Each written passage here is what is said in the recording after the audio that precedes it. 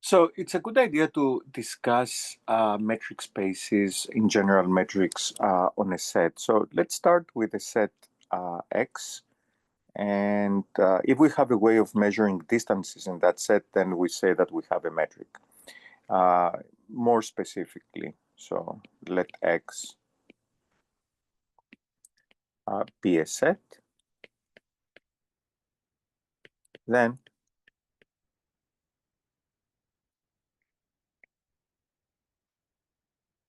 the function d from x cross x to r is called a distance function,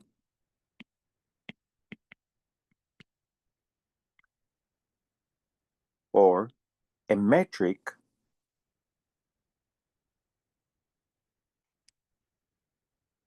on x if we require 4 very natural properties.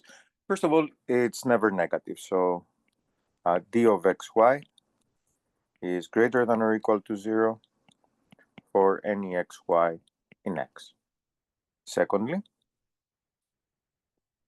it's never 0 unless we're measuring the distance from one point to itself. So d of xy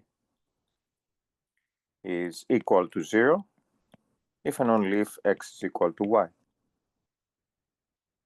Third, measuring the distance from one point to another is the same as measuring it the other way around. So d of xy, it's a symmetric function, as we say, for any xy in x. And finally, we have the triangle inequality.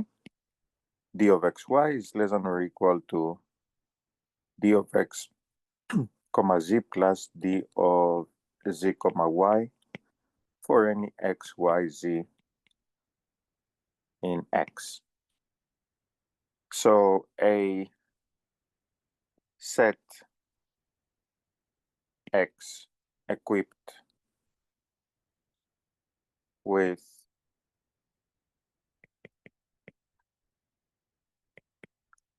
a metric D will be called a metric space.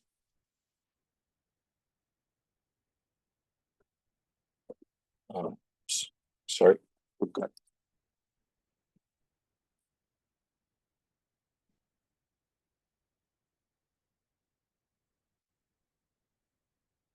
Will be called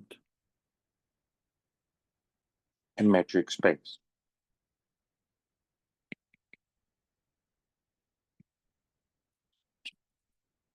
We will usually write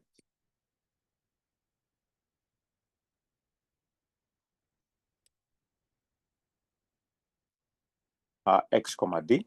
So we will juxtapose the set with its metric. But sometimes if the metric can be understood implicitly, we will just drop the d. And first of all, in our context, every time we have a norm space, so if V comma is a norm space, a norm linear space,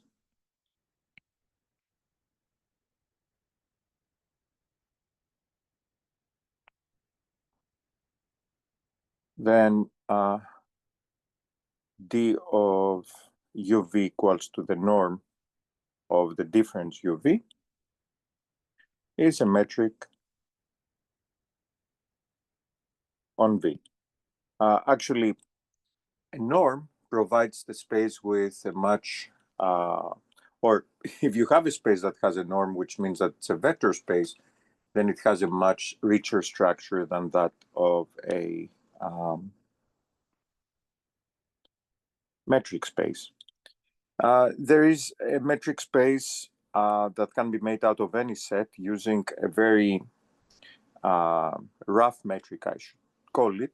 So if X is any set, then the function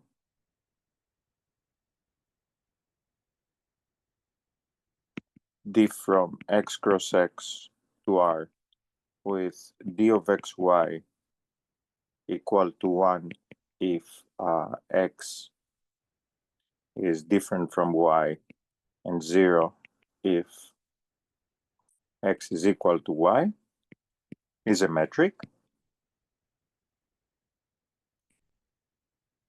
And it is known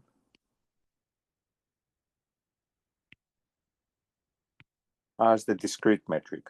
Actually, here it might be interesting and useful to actually replace d by a. It is a discrete metric, meaning we can have other metrics that equip the space with pretty much the same structure for all intents and purposes. So for example, you can do silly things like instead of putting 1, putting 2, 3, 4. It works exactly the same way, or you can actually vary the number depending on the situation. And there is a better way to characterize when a metric space should be called a discrete metric space. And for that, we will need a little more information that we will provide in a later video. But that's all for the moment being. Thanks for watching.